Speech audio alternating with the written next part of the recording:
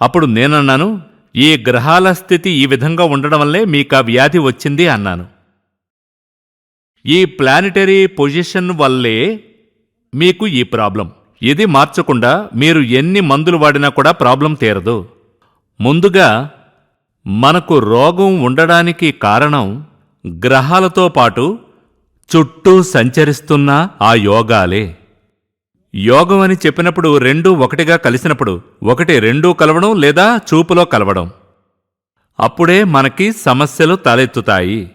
అక్కడ ఆ గ్రహం యొక్క యోగాన్ని మార్చకుండా మీరు ఎన్ని మందులు వాడినా కూడా మీకు వర్కౌట్ అవ్వదు. అప్పుడు నన్నడిగారు, నిజంగానే ఇది మారుతుందా? తప్పకుండా మారుతుంది. నమ్మకంతో దీన్ని చేయండి. ఆలోగా మానసిక మిత్ర హోమం, దానికి పరిహారం మానసిక మిత్ర హోమం చేయండి. అది మీలో చాలా పవర్ఫుల్గా ఉండడం వల్ల 3 సార్లు కంటిన్యూస్గా చేయండి అని చెప్పాను. వారు సూర్యమంగళానికి వచ్చారు. మొదట్లో జ్యోతిశాస్త్రం మీద నమ్మకం లేనటువంటి ఆ అమ్మాయి తన అమ్మను తీసుకొచ్చి, అంటే ఆ డాక్టర్ అమ్మ తన అమ్మను తీసుకొచ్చి సూర్యమంగళానికి వచ్చారు. మానసిక మిత్ర హోమం చేశారు. మానసిక మిత్ర హోమాన్ని వాళ్ళిద్దరూ 3 సార్లు చేశారు. ఆ తర్వాత నేను వాళ్ళిద్దరినీ చూడడం జరగలేదు. ఆ తర్వాత ఇక మీదటే బెంగళూరు వెళ్ళబోతున్నాను. అప్పుడే వాళ్ళకి ఎటువంటి ఫలితం వస్తుందో తెలుస్తుంది. ఈ కథను, ఇది కథ కాదు, నిజం. ఈ కథను మీకెందుకు చెప్తున్నానంటే, అప్పుడు జాతకంలో ఈ విధంగా ఉన్నప్పుడు ఈ విధంగా జరగడానికి సందేహమే లేదు. ఎందుకంటే జ్యోతిశాస్త్రం అని చెప్పబడింది మ్యాథ్స్, లెక్కలే. లెక్కలు 3 3 కలిపితే 6. ఇది ఎవరు చెప్పినా కూడా 6. అందులో ఎటువంటి మార్పు లేదు. అదేవిధంగా జ్యోతిశాస్త్ర ప్రకారం ఫలానా ఫలానా గ్రహాలు ఇలా ఇలా ఉంటే ఏంటి ఫలితం, ఏ గ్రహాలు ఏ గ్రహాలతో కలిస్తే ఏంటి ఫలితం అని రాయబడి ఉంది. అది పూర్తిగా చదివితే చాలు. ఇది మీరు కూడా చదవగలరు. ఎందుకంటే ఇది లెక్కలే, శాస్త్రం. ఇప్పుడు కొంతమంది సంబరాల్లో ఊగుతూ చెప్తారు. అది మిగతా వాళ్లకు చెప్పడం కుదరదు కదా. చాలామంది భవిష్యత్తు గురించి ఎన్నో విధాలుగా చెప్పడం జరుగుతూ ఉంటుంది. వాటి గురించి చాలామంది చదివి ఉంటారు.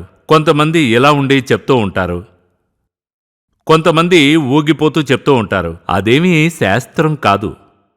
దానికొక బేస్ లేదు. ఇతరులకు నేర్పడం కుదరదు. కానీ జ్యోతిష్యం అని చెప్పబడింది ఫుల్గా శాస్త్రం మాత్రమే. ఇతరులకు నేర్పించగలరు, మీరు చదవగలరు కూడా.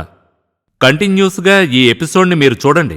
తర్వాత నేను మీ జాతకం చూసేటప్పుడు, నేను ఒక జాతకం గురించి చెప్పినప్పుడు మీరు కూడా మీ జాతకాన్ని పక్కన పెట్టి చూడండి. లేదా నేను చెప్పిన అనుభవం మీ జాతకంలో గాని జీవితంలో గాని ఉంటే మీ జాతకాన్ని ఒకసారి చూడండి. 100% అలాగే ఉంటుంది. కొంతమంది వచ్చి చెప్తూ ఉంటారు, స్వామి మీరు చెప్పింది విన్నాను, నా జాతకం మొత్తం మీరు చెప్పినట్టే ఉంది అన్నారు. మీరు చెప్పింది పూర్తిగా విని ఆ తర్వాత నా జాతకం పక్కన పెట్టి చూశాను, అలాగే ఉంది. దానికి పరిహారం చేయడానికే నేనొచ్చాను అని అన్నారు. కానీ నేను చెప్పింది మీకు అర్థం అవ్వాలంటే కాస్తైనా జ్యోతిష్యం గురించి మీకు తెలుసుండాలి. కొంచెం ఆసక్తి కూడా మీకుండాలి. ఏమీ తెలియని వ్యక్తులైతే నేను చెప్పింది అర్థం కాదు. లగ్నం ఏంటి, 5వ భాగం ఎంత, 6వ భాగం ఎంత, ఇవేమీ మీకు తెలీదు. మీకు కొంచెం అవగాహన ఉండాలి. కొంచెం జ్యోతిషం అంటే ఏంటో తెలుసుంటే ఖచ్చితంగా నేను చెప్పేది 100% నిజమని మీరు అర్థం చేసుకుంటారు. అంతేకాదు, రెగ్యులర్గా నా దగ్గరకు వస్తే మీ జాతకం గురించి మీరే తెలుసుకుంటారు. అందులో ఎటువంటి సందేహం లేదు. అయితే కొంతమంది నా దగ్గరకు వచ్చి ఇలా అంటున్నారు, మీ ఎపిసోడ్స్ చూసి చూసి ఇప్పుడు నేనే జాతకాలను చూస్తున్నాను స్వామి అంటున్నారు. నా ఫ్రెండ్ వచ్చి ఇలా ఉంది, నా ఫ్రెండ్ వచ్చి ఇలా ఉంది అన్నప్పుడు ఖచ్చితంగా నీ జాతకంలో అలా ఉంటుందని చెప్పాను. అదే నిజమవుతుంది. అలా అని వాళ్లే నాతో చెప్తున్నారు. అందుకే మనం మనోవ్యాధి అనేది ఉంటే గనక జాతకంలో చంద్రుడు బలహీనంగా ఉన్నాడని అర్థం. అంటే చంద్రుడు పాపగ్రహంగా ఉన్నాడు.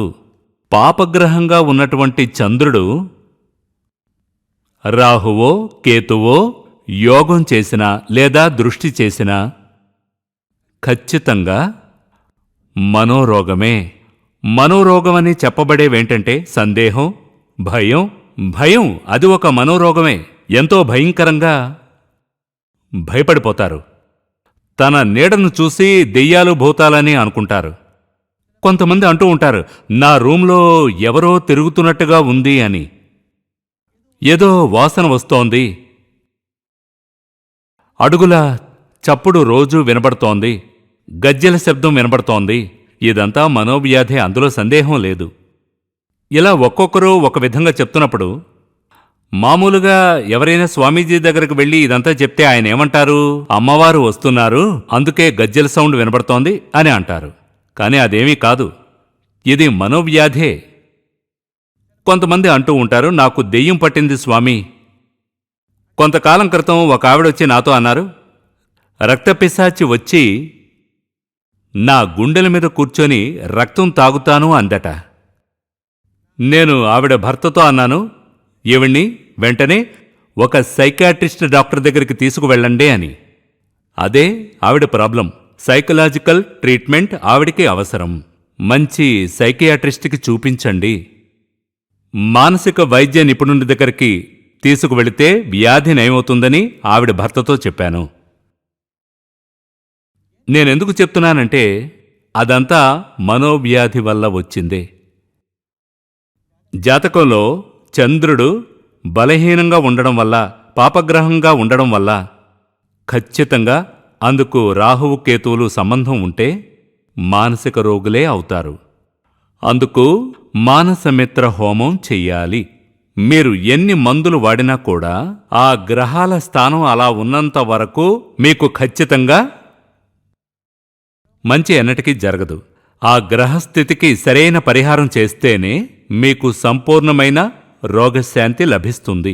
జై జగన్మాత దేవీ బగళాముఖి. సమస్త భక్తానాం సర్వాభీష్టం సాధయ సాధయ. హ్రీం ఓం స్వాహా.